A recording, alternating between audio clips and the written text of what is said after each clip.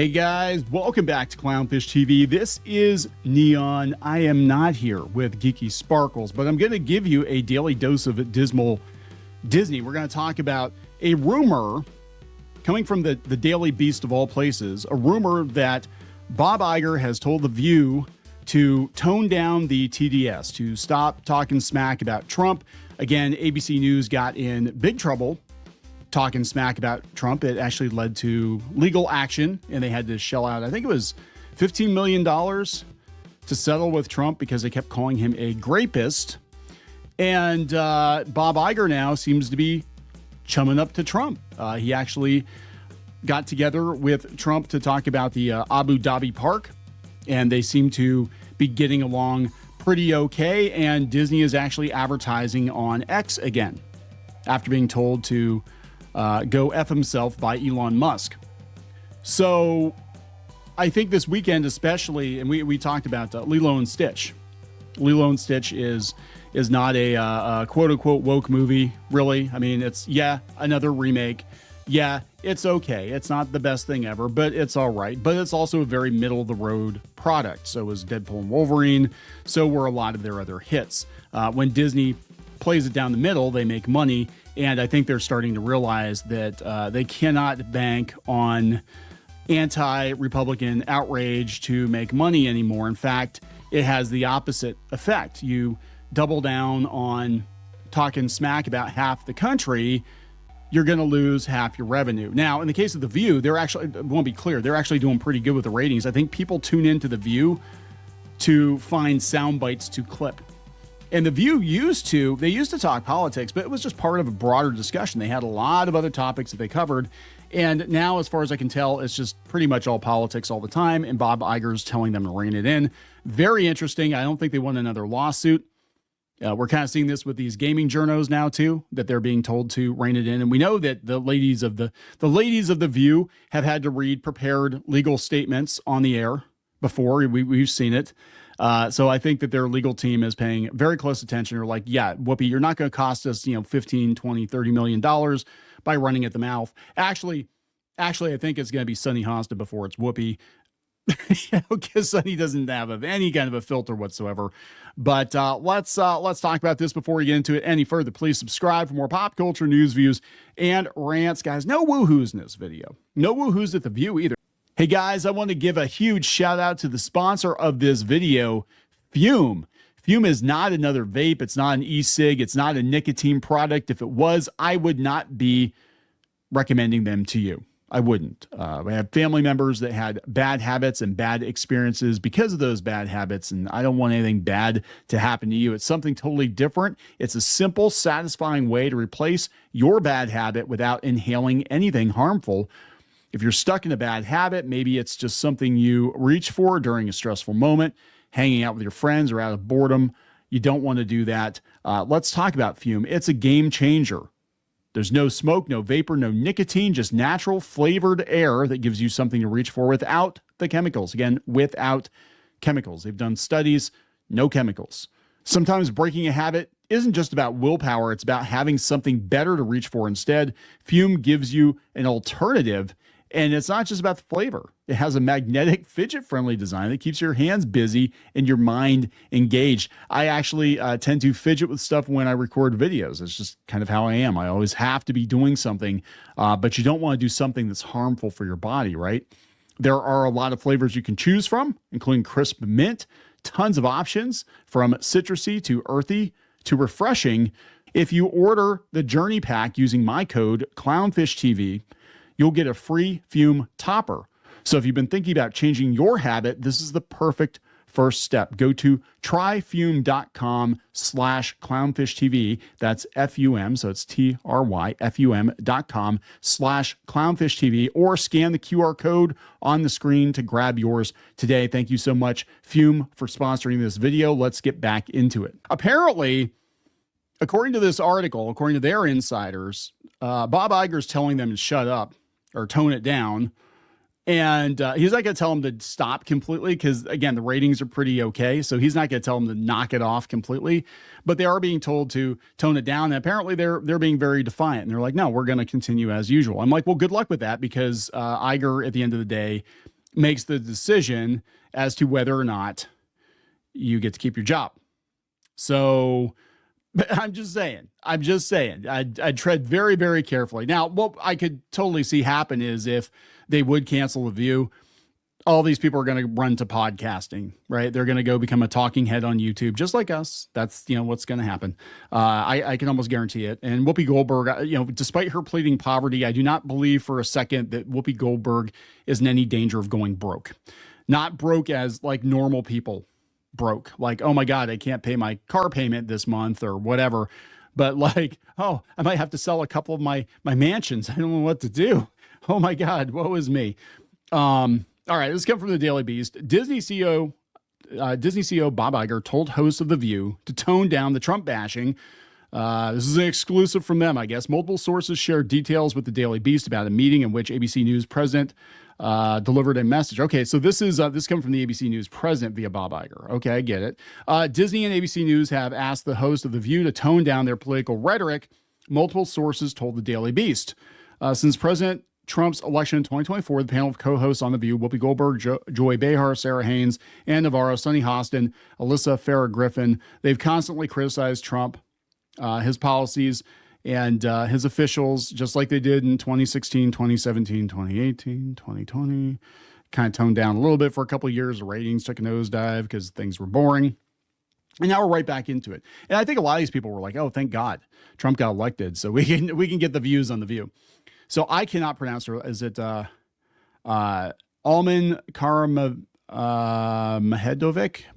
the ABC News president? So yeah, apparently they're not happy. Bob Iger's not happy. The president convened a meeting with The View executive producer Brian Tada and its host, suggesting the panel needed to broaden its conversations beyond its predominant focus on politics. Two sources said they highlighted episodes with celebrity guests that he said were highly rated, and encourage them to lean into such coverage moving forward. This is what they used to do. They used to get celebrities on and they talk to celebrities. They talk about their home lives. They talk about their kids. But what has happened, honestly, is the audience for The View has aged up considerably. Originally, it was a bunch of, we had women all over the place. We had Barbara Walters on one end of the spectrum. And then they had, what's her face from the TV Guide? Debbie Matenopoulos, is that her name? On the other side, she was like 20 something. And they've had, conservatives on kind of here and there. And so, they kind of shifted their focus from, hey, here are the views that we have as women, different ages, different walks of life, whatever, to let's just all take a dump on Trump. It sounds like Dr. Seuss. Dump on Trump. That should be it. Somebody needs to do a parody book called Dump on Trump. Seriously. A Seussian type book. But no, that's what they're doing, because this is what the audience does now. They sit around and make bits about politics. This is my great uncle and my grandfather. When they were both retired, they had nothing better to do except sit around and kibitz about politics. Right? Because they're not, you know what I'm saying? It's like, yeah, it's easy. It's easy to play armchair quarterback. And that's what this is, because politics is a sport now. It's a lot of armchair quarterbacking, people sitting around, watching the news and giving their hot takes on politics, because they've got nothing better to do. And that's the audience for The View. If they're at home at 10 or 11 o'clock in the morning, whatever time it comes on, and they're not at work or whatever, or taking care of the little kids, they're sitting around watching The View. So it's like, that's their audience. They said the move was not framed as an edict, one source said, but the suggestion alone rankled the host. Yeah, they weren't going to tell them this is a new mandate. But again, they've been forced to read the cue cards from legal. So I'm sure, I could totally see Sunny Hostin especially being pissed. Now, Whoopi, I'm going to be honest. I actually, and everybody knows this, we did the Disney influencer thing for years. That's kind of how before we did YouTube, we were kind of doing that. And I actually went to a taping of The View at Disney World one time with some very special guests. I don't think I can talk too much, but I don't want to talk too much about it. But so we were all there, and Whoopi Goldberg was actually pretty cool. I'm going to be honest. Like, back then, I don't think there was as much Trump derangement syndrome. We watched the taping of the show. I don't remember her going hard in the paint. Maybe it's because they were at Disney World in Florida, and there are a lot of conservatives that work at Disney in Florida, by the way. Shocker. But she wasn't going as hard in the paint, if I remember correctly, with the Trump politics, because, they were in front of the freaking tree of life and all that.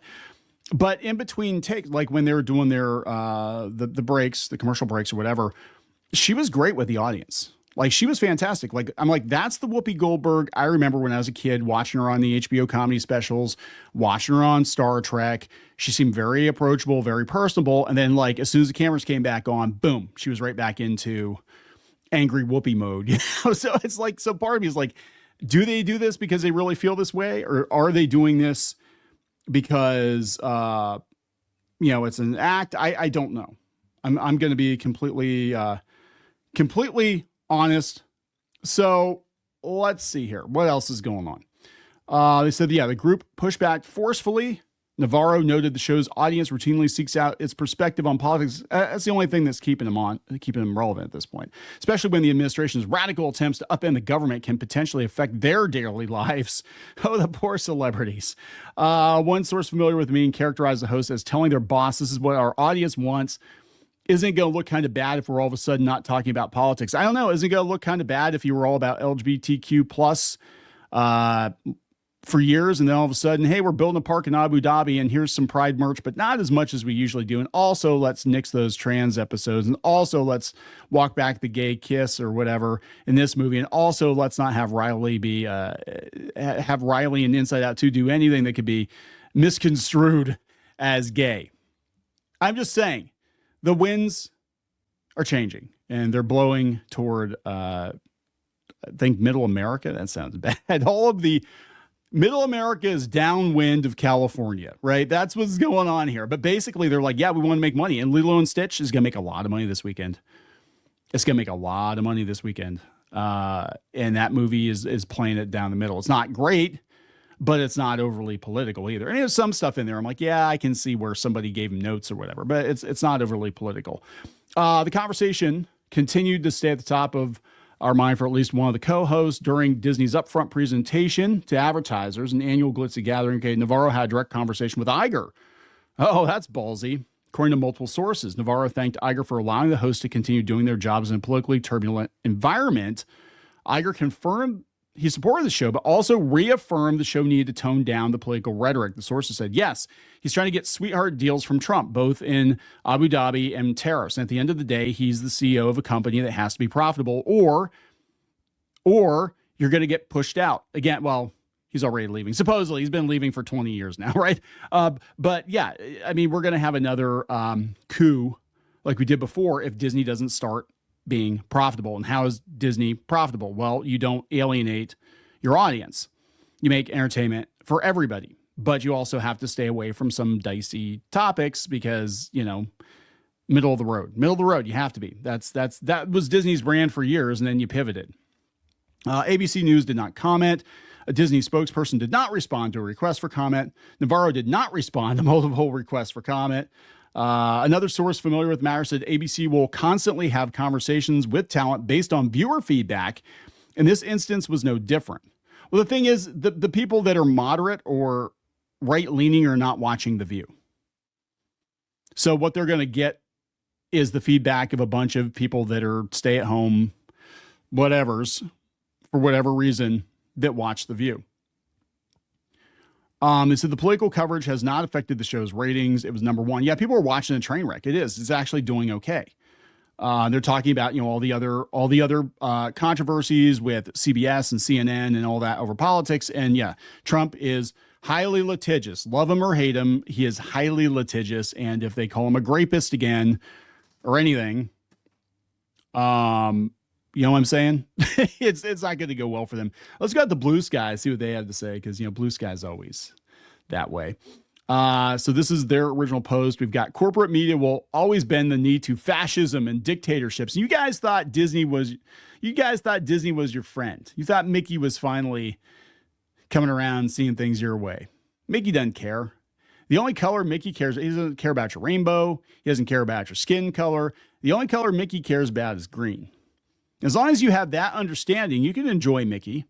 just realize that he's not really your friend. He's kind of like an escort. You pay him to be your friend, your really good friend, and that's it. And that is the extent of your relationship, right? Billionaires and large corpos are nothing more than greedy dragons who worship money. Welcome to reality, Blue Sky user. Disney is going to get metal poisoning if they kiss that ring anymore. Fuck dictatorship. This is how it's done. Only thing better would have been if they'd done a full 20. What? Trump tried to sue ABC News and instead of fighting with him, they paid off the mob boss. Freedom of press, love it. Speaking out against horrible behavior by Trump. Good for them. Shame on Disney. This person, the Daily Atrocity, says, as a daily viewer, I've noticed the reduction in current events discussion. Usually it's only on the A block, followed by 50 minutes of fluff segments and dumb celebrities answering the same 5 to 20 questions they've been asked by a dozen other outlets. There's no way those segments are highly rated. No, people are watching the fireworks and they're getting enough to clip it and throw it on YouTube. Actually, I have to wonder how much of their revenues come from YouTube now, because they get like millions of views on these dust-ups or whatever. But I've noticed that I'm not hearing as much about temper tantrums on The View as we were a couple of months ago. So I believe 100% that they told them, especially after they were forced to read the cue cards. I believe 100% they were told to shut up. And this is it. This is it. When you work for a corporation and you work for a corporate news entity, you're never truly free. If you want free press, and that's these gals included, they want to go do their own thing and they want to go as hard in the paint as they want to in politics, they're going to have to go get like a podcast deal or go do a Substack or something. They're going to have to go independent. They're not going to be able to do it under the Disney brand, right? Because it's going to poison the brand, because people are drawn. They never really used to, but they're drawing a direct line between The View and the politics and the opinions on The View and the latest cartoon that comes out in the theaters, the latest Star Wars movie, the latest Marvel movie. And they're like, yeah, it's all woke. Disney's a woke company. So I'm going to wrap this up, guys. Please subscribe. We'll talk later.